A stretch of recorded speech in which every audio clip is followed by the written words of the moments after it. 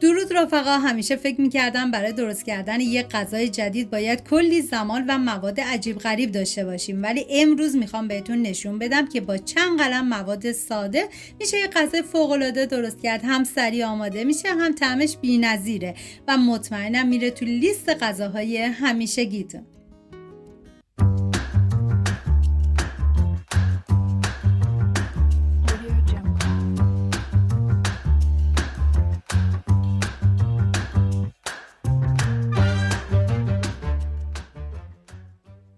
$250 گرم سینه مرغ بریزید داخل یک قابلمه. 1 عدد پیاز به همراه 1 عدد برگ بوب، مقداری نمک و زردچوبه بهش اضافه کنید و آب باید به اندازه بریزید که هم سینه مرغ پخته بشه و هم 1 لیوان نصفی از آب مرغ باقی بمونه، چون ما به این آب مرغ نیاز داریم و در مرحله آخر ازش استفاده میکنیم.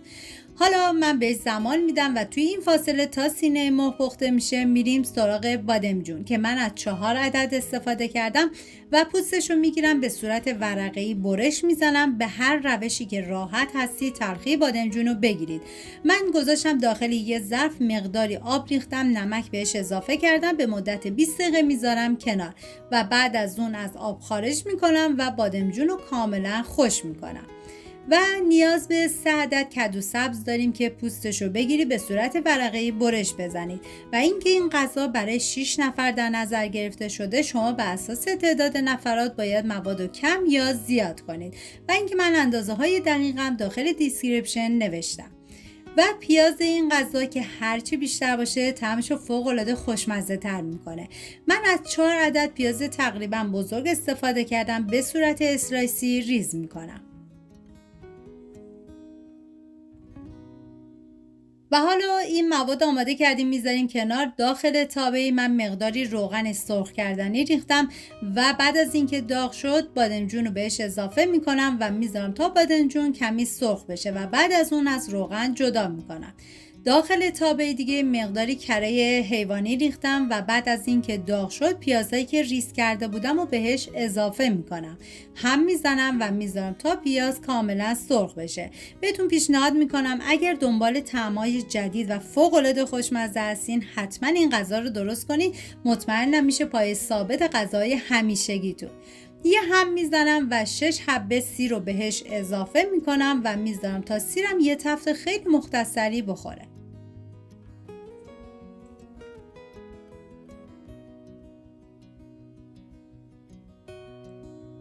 و حالا ادویه ها که شامل نمک، فلفل سیاه، زردچوبه، پودر سیر،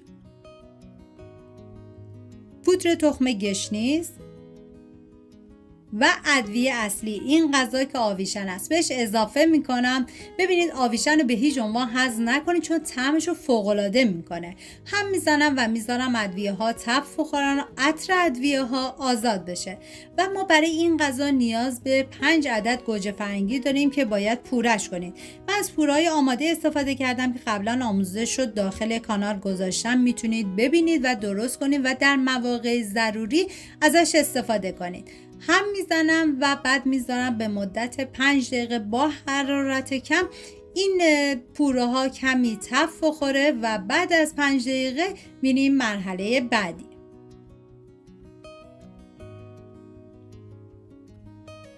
من بادمجونا سرخ شدن از روغن جدا کردم و کدو رو اضافه میکنم و بعد از اون کدو که سرخ شد از روغن دوباره جدا میکنم. دیگه پوره ها کاملا تف خوردن. من یه هم میزنم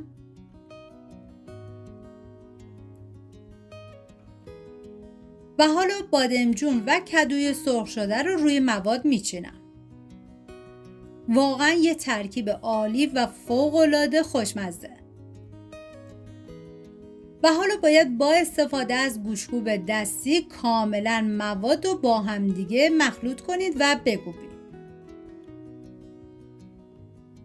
ببینید به نظر من اگه از گوشت‌کوب دستی استفاده کنید بهتر از گوشت‌کوب برقی هست، چون ما نمیخوام که مواد خیلی له بشه. سینه مرغ که پخته شد من کاملا ریش کردم و به بقیه مواد اضافه میکنم. هم میزنم تا همه مواد با هم دیگه مخلوط و یک دست بشن.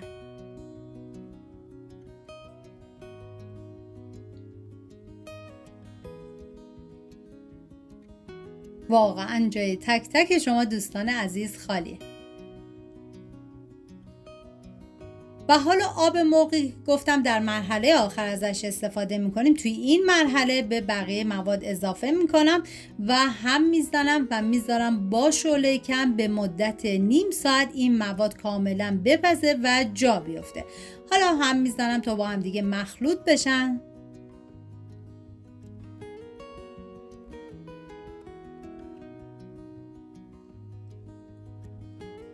ببینید توی همین مرحله نمک غذا رو هم تست کنید. اگر دیدید که نمکش کمه دوباره بهش نمک اضافه کنید.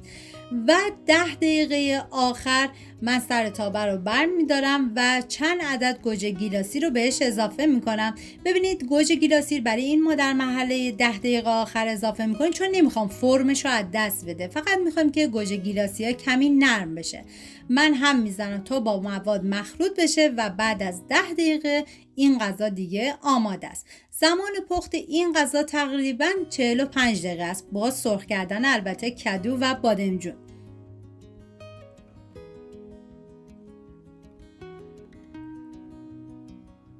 خب دیدین که این روش پخت بادمجون و مرغ چقدر ساده و در عین حال خوشمزه بود. اگر امتحانش کردین تو کامنت ها بگین نتیجهش چطور بود. یادتون نره ویدیو رو لایک کنید و برای دستورهای جذابتر کانال رو سابسکرایب کنید. سپاس از همراهی همیشگیتون. تا ویدیوی بعدی مواظب خودتون و خوبی هاتون باشید. بدرود.